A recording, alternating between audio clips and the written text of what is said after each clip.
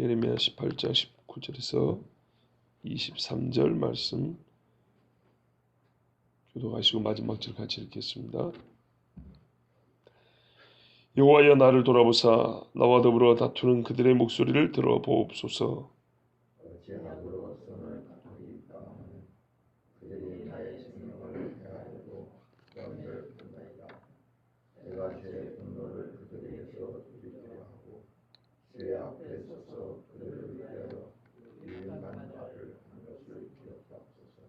그러한즉 그들의 자녀를 기근에 내어주시며 그들을 칼의 세력에 넘기시며 그들의 아내들은 자녀를 잃고 과부가 되며 그 장정은 죽음을 당하며 그 청년은 전장에서 칼을 맞게 하시며 주께서 군대로 갑자기 그들에게 이르게 하사 그들의 집에서 부르짖음이 들리게 하옵소서. 이는 그들이 나를 잡으려고 그런 일을 하고 내 말을 빠뜨리려고 울무를 놓았음이니이다. 여호와여 그들이 나를 죽이려 하는 계략을 주께서 다 아시오니 그 악을 사하지 마옵시며 그들의 죄를 주의 목전에서 지우지 마시고 그들을 주 앞에 넘어지게 하시되 주께서 노하시는 때 이같이 그들에게 행하옵소서 하니라. 아멘. 예레미야가 어제 들은 대로 유대인들의 이 살해 음모를 알고 하나님께 기도합니다. 여호와여 언약하신 하나님, 전적으로 하나님을 의지하면서 기도합니다. 사람이 이와 같은 일을 당하면 갖은 수고와 노력을 해서 살고자 할 텐데 사실 이 정도 되면은 방법이 없습니다. 그렇지 않아도 하나님께 기도해야 되지만 마주하는 사람들마다 죽이려고 하는데 누구를 믿고 의지할 수 있겠습니까? 그냥 하나님 앞에 기도하는 수밖에 없습니다. 나를 돌아보사. 누가 나를 하루 종일 감찰하고 있다면, 보고 있다면 나에게서 의의가 많이 발견되겠습니까? 불의함이 많이 발견되겠습니까? 사람들마다 자기 자신을 이렇게 돌아보면 부끄럽고 불의함이 많이 드러날까 심히 염려가 될 겁니다. 근데 예레미야는 자신 있게 자기를 돌아보아 달라 그럽니다. 이 정도 기도는 확신의 근거에 기도해야 합니다. 지금부터 하는 기도는 그 정도 돼야 됩니다. 그냥 원통해서 하나님 나 좀 살려주십시오 라는 기도를 넘어섭니다. 읽어보면 말잖아요. 원수 갚아달라는 얘기입니다. 나를 죽이려고 한 사람을 죽여달라는 기도입니다. 이 정도 기도를 하려면 여러분 어떤 자기 확신이 있어야 되겠습니까? 교만이 아니고 정말로 하나님 앞에 나는 참 의롭게 살아왔는데 이 정도 일은 정말로 이와 같은 일은 나에게 절대로 주어져서는 안 된다는 그 정도의 확신과 믿음이 있어야 됩니다. 교만이라고 보시면 안 되고요. 우리 요한 1세 보면 성령이 네가 하나님과 함께한 걸 증언하시나니 그런 것처럼 우리가 그걸 안다 그러죠. 그 정도 확신이 있어야 할 수 있는 겁니다. 다투는 그들의 목소리를 들어보옵소서. 적어도 그들의 말은 언제 들어봐도 항상 악하다라는 그들의 악함에 대한 확신, 내가 하나님 앞에 의롭다는 확신이 있어야 되고 하나님은 그럴 때 의로운 자를 편들어 주시는 하나님은 내 편이라는 그런 확신이 있어야 됩니다. 그 확신과 이유가 20절 이하에 또 기록이 되어 있습니다. 이와 같기 때문에 확신했던 겁니다. 어찌 악으로 선을 갚겠습니까? 근데 유대인들은 지금 그러고 있는 중입니다. 안 믿는 사람이라 할지라도 절대 그러면 안 되는 거죠.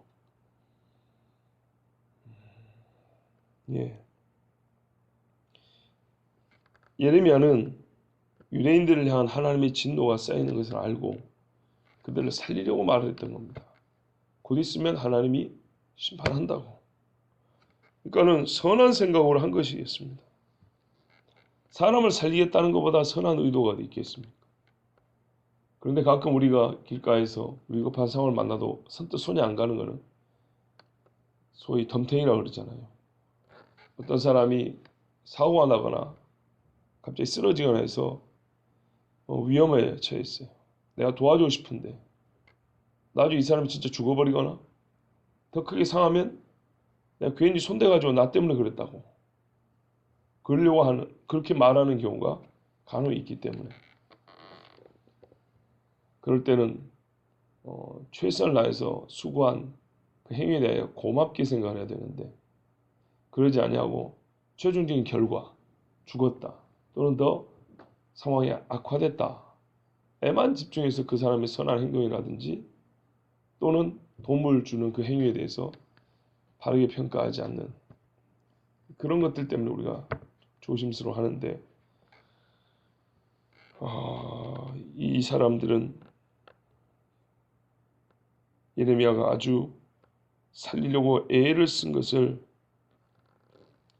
알지 못하고 예레미야를 죽이려고 했습니다.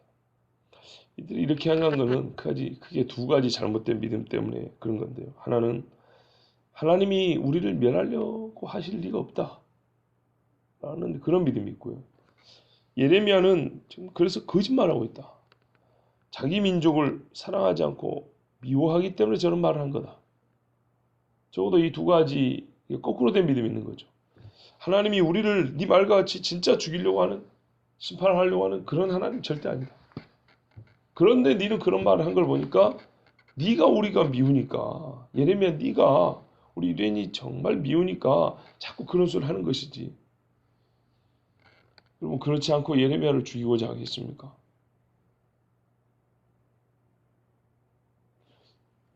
별로 동의가 안 되십니까? 예레미야를 왜 죽이고 싶겠냐고요. 밉기 때문에 죽이고 싶잖아요. 그죠? 얼마나 밉냐면 죽이고 싶도록 미운 거예요. 예레미야가 미운 거예요. 왜 미워요? 자꾸 하나님이 심판한다 하니까 미운 거예요. 잘못했다 그러니까. 우리 괜찮은데 지금. 근데 만약에 진짜로 적군이 코앞에 왔는데 그 소리를 하면 예레미야를 미워할 이유가 없죠. 그죠? 진짜 지금 이게 사실이니까. 근데 여러분 그게 사실일 때 말하면 그게 예언이겠습니까? 예언이 아니죠. 경고도 안 됩니다. 아니 눈앞에 완 거를 경고가 말이 돼요. 경고가 아니죠. 누구라도 보고 할 수 있는 얘기죠. 그러니까 하나님이 예루살렘을 멸하신다. 야 택도 없는 소리다 그건. 근데 그 말도 안 되는 유대인의 믿음과는 전혀 반대인 그런 걸 믿고 우리한테 자꾸 경고를 하는 걸 볼 때 네가 우리한테 뭔가 이 좀 좋지 않은 감정이 있구나. 이제 그거 그만해라. 근데 예레미야가 지금 몇 년 동안 계속 그런단 말이야. 그러니까 유대인들은 저놈의 자식 그러면서 이제 점점 미워하는 마음이 커져가지고 죽이려 한 겁니다. 그러면 예레미야가 옳은가? 유대인이 옳은가? 확인해 볼 수 있는 서로 간의 어떤 그런 감정이 아니라 객관적인 증거를 찾아보면 될 거 아닙니까? 그렇죠. 서로 반대잖아요. 의사와 감정이 반대잖아요.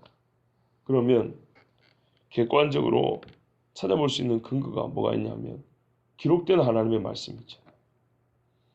하나님이 뭐라고 기록을 해놨는가를 보면 예레미야 말이 맞는가 유대인의 말이 맞는가 알 수 있지 않겠습니까? 또는 삶의 열매를 보면 됩니다. 유대인들이 어떻게 살아가는가 예레미야가 어떻게 사는가를 확인해 보면 됩니다. 기록된 말씀과 삶의 열매를 이렇게 딱 견주어 보면 이게 예레미야의 말이 맞구나 또는 틀렸구나 확인해 볼 수 있지 않겠습니까? 그런데 이런 사실은 확인을 안 합니다. 그리고 판단을 내리죠. 자기가 원하는 대로 판단 내립니다. 그리고 감정에 근거하여 계획을 세웠습니다. 원하는 대로 죽지 않고 싶은 원함대로 그 말을 판단했고 그 말을 들었을 때 감정에 따라 예레미야를 향한 계획을 세웠습니다. 제 말이 너무 압축이 되어 있습니까? 아니죠.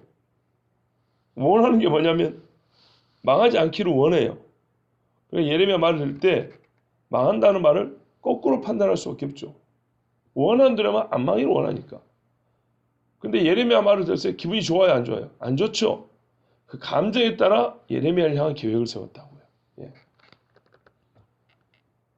판단은 하나님 말씀이 아니고 자기들의 원함이고 예레미야를 향한 그들의 반응은 역시 객관적인 증거나 근거가 아니고 감정이었다 이런 말입니다. 네, 이렇게 하는 것은 망하는 겁니다. 우리 신앙생활 이렇게 하면 망합니다. 자기가 원하는 대로 듣고 하고 싶은 대로 상대에 대해서 말하고 이렇게 하고 신앙생활 하는 것은 반드시 생각보다 빨리 망하는 지름길입니다. 하나님은 기억하시거든요. 이스라엘에게 일찍이 옛날에 어떻게 말씀하셨는가 본인이 하신 말씀을 기억해요. 그리고 이스라엘이 그 말씀을 듣고 어떤 행동을 했는지도 다 기억하고 있어요. 잃어버리지 않아요. 잊어버리지도 않아요. 다 쌓아놓고 있어요. 그래서 본인이 즉 하나님이 보낸 수많은 선지자들과 그들의 사역도 기억하고 있어요. 그리고 그 선지자들의 말을 이스라엘이 어떻게 들었는가도 역시 기억하고 있어요. 이 모든 것들을 다 모아봤을 때 결국 이 백성은 뭐기보다 하나님을 시험하고자 하는 백성이다. 설마 이렇게 자꾸 시험하는 백성이라는 걸 하나님은 기억하고 계세요. 자, 예레미야는 이거를 알고 있어요. 하나님은 다 기억하고 계신다는 거. 그래서 그 기억된 모든 근거의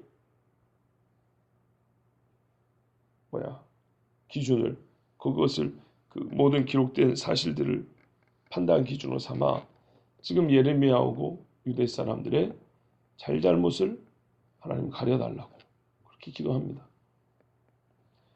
자, 그런데요, 하나님의 응답이 하지 않았는데 예레미야가 나름대로 판단을 내리죠.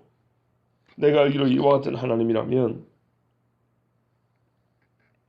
이렇게 해주셔야 옳습니다. 21절부터 나오죠. 참 예레미야 같은 사람의 입에서 나오는 말이라고 생각하기는 너무 무정하고 무자비합니다. 예전에도 이와 유사한 기도를 한 적이 있었습니다. 사실은. 다시 보아도 우리같이 이제 믿음이 좀 약하거나 성품이 곱지 못한 사람도 아무래도 나도 이런 기도는 안 하는데 할 정도로 너무 독해요. 자녀를 기근해 칼의 세력이야. 굶어 죽이고 칼에 찔러 찢어 죽이고 자녀를 잃은 어미 남편을 잃은 과부가 되게 해달라고 기도를 합니다. 아무리 지가 장가를 안 가봐서 부인도 없고 새끼도 없어서 이런 기도를 하는가 싶을 정도로 너무 무섭지 않습니까? 진짜로 너무 심하지 않아요? 아무리 장가를 안 가봐도 이게 어떤 고통일지 모를까요? 알죠. 왜냐하면 유대가 이렇게 멸망한다고 생각할 때 막 불같이 외쳤잖아요. 이런 일을 안 당하게 하려고. 근데 지금 자기 입으로 이렇게 해달라고 그러잖아요. 장정과 청년이 죽임을 당하고 전쟁에서 칼이 죽는다. 이거는 나라에 평안이 없다는 얘기죠. 국가적 재난 상황에서 죽는 죽음이지 일상생활에서 죽는 게 아닙니다. 그러면 어떤 장정이냐 어떤 청년이냐 제한이 없는 걸 볼 때 온 나라가 피바람이 불고 이 나라에서 평안을 앗아가달라 이런 말씀입니다. 실제로 22절에 보시면 군대로 갑자기 그들에게 이르게 한다 그러잖아요. 이 상황입니다. 그들의 집에서 부르짖음이 들린다. 제밥 먹으려고 온 식구 모였는데 갑자기 군인들이 들어와가지고 밥상도 없고 칼로 눈앞에서 자녀들을 찔러 죽이고 재산을 뺏어가고 사람들이 막 고문을 하고 손 묶어 끌고 가고 집집마다 불 지르고 한번 생각을 해보세요. 얼마나 무서운 상황인가요? 한 사람의 강도가 칼을 들고 집에 들어와도 참 치를 떨 정도로 무섭습니다. 한 사람만 그래도. 근데 수많은 군대가 한 지역을 그렇게 쓸고 다닌다고 생각해 보세요. 그러면 여러분 이렇게 무서운 기도를 예레미야가 할 수밖에 없는 이유가 뭡니까? 딱 한마디로 얘기하면 구덩이와 올무 때문입니다. 22절 후반부를 보세요. 그들이 나를 잡으려고 구덩이를 파고 내 발을 빠뜨리려고 올무를 놓았다 그랬어요. 이는 그랬으니까 이것 때문입니다. 구덩이와 올무.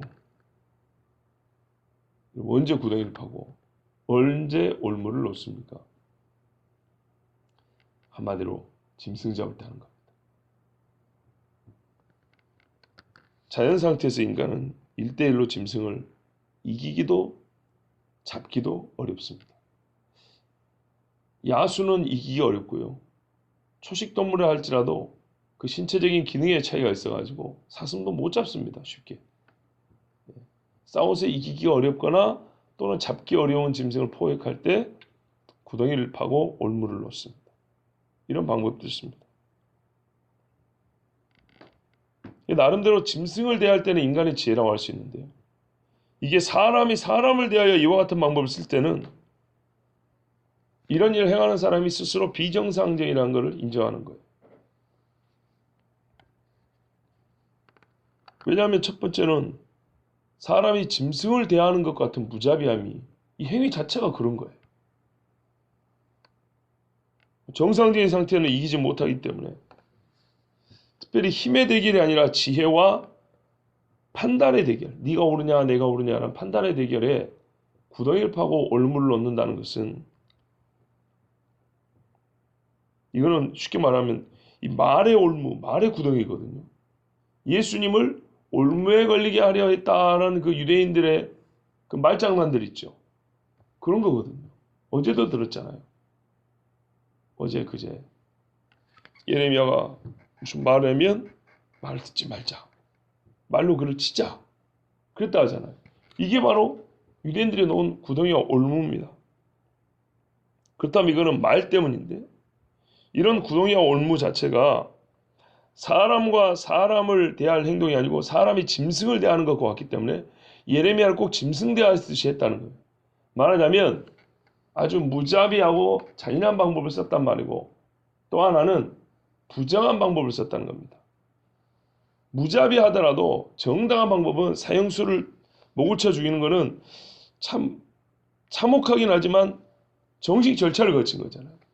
그래야 되는데 일반 상태에서 말에 올무를 놓고 구덩이를 팠다는 것은 올무를 놓고 구덩이를 판 사람이 부정하다는 것과 동시에 참 인정머리가 없는 사람이다는 이 두 가지를 다 표현하는 겁니다.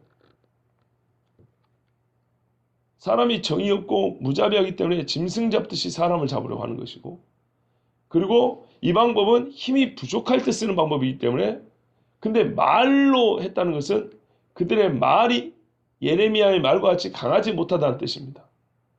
옳지 못하다는 뜻이에요. 그런데 잡아보고자 하니까 이제 말을 꼬고 굽혀가지고 올무를 놓고 구덩이를 파는 겁니다. 스스로 악하다는 것과 동시에 매우 부정한 무자비한 그런 사람들의 것을 나타내는 것입니다. 여러분 이와 같은 경우에 이길 수 있겠습니까? 이기기 참 어렵죠. 사람이 1대1로 싸워도 이기는데 1대 몇으로 싸워 이긴다는 건 참 어려운 이야기입니다. 그래서 이와 같은 죄악을 사하지 말아달라고 기도한 겁니다. 23절 보시면 지우지도 마시고 사하지도 마시고 반드시 기억하셔가지고 주 앞에서 넘어지게 하옵소서. 주의 판단을 볼 때는 이놈들은 잡아들여야 될 놈들 아닙니까? 언제요? 노하시는데. 그러니까 갈대아 군대를 끌어와서 판단하시고 심판하실 때 이런 놈들은 반드시 어떻게 해달라고요? 이같이 해달라고. 이같이가 뭡니까? 21절이죠. 19절하고 20절은 대개 보면 예레미야 자신이 처한 상황을 얘기하는 거고 22절과 23절은 이 대적들에게 무엇을 해달라고 요구한 거고 그럼 어떻게는 어디에 있냐면 21절에 있습니다. 그게 이같이입니다. 이같이 행하옵소서. 어떻게 행하여 주옵소서. 21절 구체적으로 이렇게 행하여 달라고 기도합니다. 예전에도 이와 같은 기도가 있었습니다. 그때 제가 아마 오늘과 크게 다르지 않은 결론을 냈을 것 같은데요. 각가나 비슷한 결론, 역시 똑같은 기도니까 똑같이 내릴 수밖에 없습니다. 이와 같이 아기를 멸망시켜달라는 이유는 이런 놈들 때문에 유다의 멸망이 가속화됐고 더 심한 심판을 받아야 되기 때문에 차라리 이런 놈들이 빨리 죽어버리면 죄를 덜 지을 거 아닙니까? 남은 사람들, 이 악한 사람들 때문에 또 더 많은 사람들이 죄를 짓게 된단 말이죠. 그러니까 이 악한 사람들이 빨리 심판을 받아버리면 고라의 무리같이 가만 내두면 어떻게 됐겠습니까? 그런데 그 사람들을 좀 빨리 처단해버리니까 남은 백성이라도 조금 더 산단 말이죠. 그와 같은 의미도 있다라고 설교한 기억이 있습니다. 그런데 오늘은 그것에 더하여 본문 있는 그대로 말씀드려야 합니다. 하나님이 예레미야의 기도를 들으시고 그때도 그랬습니다. 앞에 예전에 설교할 때도 예레미야 보고 야, 너 참 못됐다. 선지자가 어떻게 이런 기도를 할 수 있냐. 네 기도가 틀렸다. 이 사랑도 없고 긍휼도 없는 놈의 자식. 하나님이 예레미야 이렇게 책망했습니까? 아니죠. 그리 안 했다는 말은 예레미야의 기도가 합당하다, 가하다 이런 말입니다. 본문 그대로 제가 결론을 내리면요. 하나님의 종과 하나님 앞에 의롭게 사는 사람을 죽이고자 하는 악인들의 행위는 하나님께서 가장 악하다 하는 죄 중에 들어있습니다. 그래서 하나님은 이들을 진노하시고 심판해달라는 그 기도를 거부하지 않습니다. 들어줍니다. 성경의 사례를 보세요. 모세도 그랬고요. 엘리사도 그랬습니다. 저 곰이 나와서 저것들을 쳐 죽여버리라고. 무섭지요. 그 외에도 다른 사례들이 있습니다. 특히 전쟁 상황 같은 데는 봐보세요. 히스기야 기도하니까 하루아침에 18만 5천 명 죽여버리죠. 아주 무섭습니다. 있는 그대로 말씀 그대로 하면 악인에 대한 진노, 악인을 심판하여 달라는 의인의 기도를 하나님이 들어줍니다. 왜냐하면 실제 하나님은 악인을 심판하시며 자기의 의로우심을 나타내기 때문입니다. 요한계시록의 최후의 심판을 보세요. 이렇게 심판하시니 의로우시도소이다. 이런 심판은요, 그 최후의 심판의 일부에 불과합니다. 극히 작은 부분에 불과하거든요.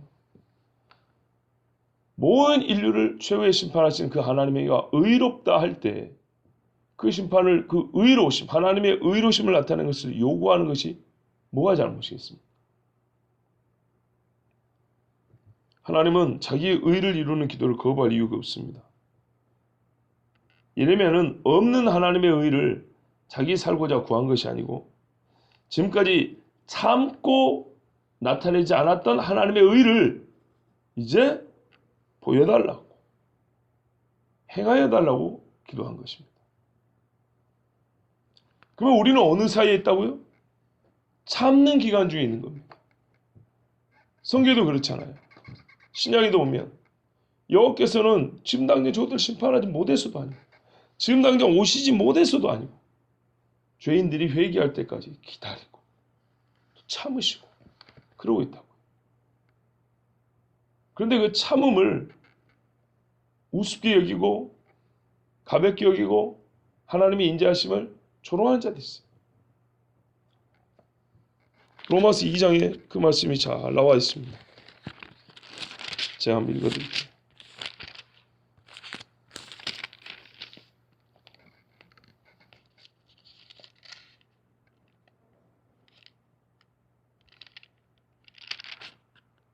혹 내가 하나님의 인자하심이 너를 인도하여 회개하게 하심을 알지 못하여 그의 인자하심과 용납하심과 길이 참으심이 풍성함을 멸시하느냐.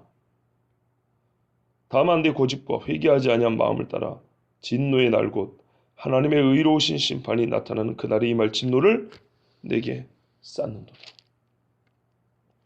하나님께서 각 사람에게 그 행한 대로 부응하시되 참고 선을 행하여 영광과 존귀와 썩지 아니함을 구하는 자에게는 영생으로 하시고 오직 당을 지어 진리를 따르지 아니하고 불의를 따르는 자에게는 진노와 분노로 하시리라. 아멘. 이렇게 행하는 게 하나님의 의입니다. 그러나 지금 우리를 불쌍해서 참고 계시는 겁니다. 그래서 저는 오늘 이 말씀을 맺으면서 이렇게 말할 수밖에 없습니다. 우리는 하나님 앞에 평상시에 은혜와 긍휼을 구하는 기도를 합니다. 해야 합니다. 그러나 정말 하나님의 의 또는 의로운 사람이 이 땅에서 끊어질 때가 가까울 때는 악인에 대하여 하나님 속히 심판해 달라는 기도도 가능합니다. 원하는 것은 그와 같은 기도를 할 지경까지 안 가기를. 지금은 그걸 원하여 기도합니다. 그러나 여러분, 혹 내가 예레미야 같은 삶을 살고 예레미야 같은 위험에 처해진다면 예레미야처럼 기도해도 됩니다. 억지로 막 하라고까지는 하지 않겠어요. 가능합니다. 그때가 되면 예레미야처럼 기도해서라도 생명을 구하셔야 됩니다. 하나님의 의를 나타내달라고 요구하셔야 됩니다. 이것이 하나님을 사랑하고 경외하는 자들이 주신 보호의 약속이기도 합니다. 지나칩니까? 성경 그대로 아닙니까? 성경 그대로. 이걸 어떻게 꼬아서 기분 좋게 말할 수 있어요? 조건은요, 예레미야는 아니어도 동일한 영적인 궤도에는 서 있어야겠죠. 그렇지 않겠습니까? 기찻길을 요걸 궤도라 그러잖아요. 같은 선에 서 있어야 되지 않겠어요? 내가 예레미야와 같이 하나님 앞에 의를 행하고 순종하고 이 세대를 본받지 않는 자라는 믿음에 있을 때, 그러나 예레미야처럼 이런 위기를 겪는다면 똑같이 하나님, 나를 저 악인들에서 구해달라고, 저 악인들에 대한 하나님의 심판을, 저 자신도 말하면서 그렇게 쓱 유쾌하지 않습니다만 심판을 원합니다. 이렇게 기도하는 것은 기독교인으로서 사랑이 없는 것도 인내하지 못하는 것도 아니고 하나님이 하라고 주신 기도입니다. 저번에도 그랬지만 오늘도 예레미야는 예레미야서에 보면 맨날 엉엉 울면서 겨우겨우 그렇게 사했던 게 아니고 때로 하나님 앞에 이렇게 하소연을 했습니다. 시편에도 보면 다윗을 비롯한 여러 믿음의 사람들이 이와 비슷한 기도를 한 것을 꽤 많이 발견할 수 있습니다. 그래서 신학에서는 이름하여 이런 기도를 들으시고 실제로 응답하시는 하나님을 복수하시는 하나님이다. 하나님은 복수합니다. 말씀하잖아요. 원수 갚는 것이 내게 있다 그러잖아요. 성경 그대로입니다. 그래서 할 수 있다라고 저는 여러분에게 전합니다. 다만 조건이 있는 것이고요. 그리고 또 한 가지는 그와 같은 일이 있기 전에 돌아올 사람들이 진짜 하나님 앞에 돌아와서 회개하기를, 그것을 먼저 기도해야 되겠습니다. 그러나 이와 같다면 이처럼 기도해도 됩니다. 하나님의 의를 위하여 기도하는 것이고 하나님은 자기 이름과 영광을 위해 응답해 주실 것입니다. 기도하겠습니다.